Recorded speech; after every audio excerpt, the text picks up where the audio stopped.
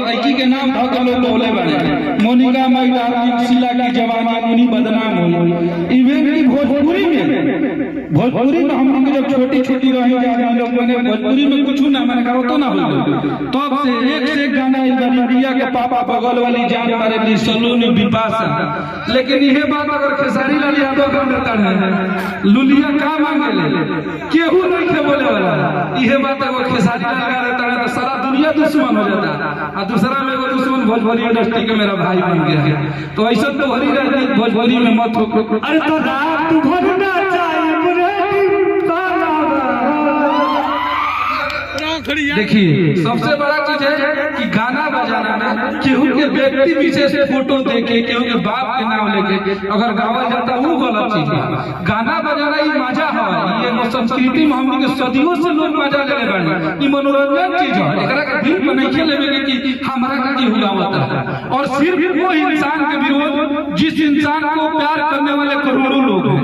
आज भाई हमारा 2 साल से आप लोगों के दिल में राज कर रहा है। आप लोगों की मोहब्बत है।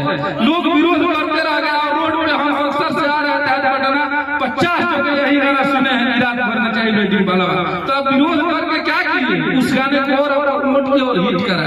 पब्लिक जिस दिन इग्नोर नहीं करेगी आपके बस का नहीं है कि आप किसी को गिरा दीजिएगा। तो इसलिए किसी का विरोध सोच समझ के कीजिए। भोजपुरी इंडस्ट्री हम जानता नहीं हमारा बहुत चढ़ने वाला वीडियो हर जगह नेट पे लगा। लेकिन एक खेसारी लाल यादव और एक टुनटुन यादव सबका विरोधी नहीं हो सकता है। अगर आप भोजपुरी के सुधारक हैं तो आपके नजर में सब लोग बराबर होना चाहिए, ना कि यही दोनों लोग गलत हो गए और बाकी दुनिया सही हो गई। ऐसी राजनीति नहीं करनी चाहिए किसी भी इंसान को। ये लोग एक गरीब घर से वहां से उठ के आज भोजपुरी के दिलों में राज कर रहे हैं जिसकी कल्पना हम अपने शब्दों में नहीं कर सकते। मेहनती इंसान है। आज भोजपुरी के लोगों का प्यार मिल रहा है तो ये लोग आज यहाँ तक पहुंचे हैं। तो सिर्फ खेसारी लाल यादव और टुनटुन यादव का विरोध मेरे हिसाब से सही नहीं होगा। विरोध हो तो सबका हो नहीं तो किसी का नहीं हो। दोहरी मानसिकता नहीं चलेगी।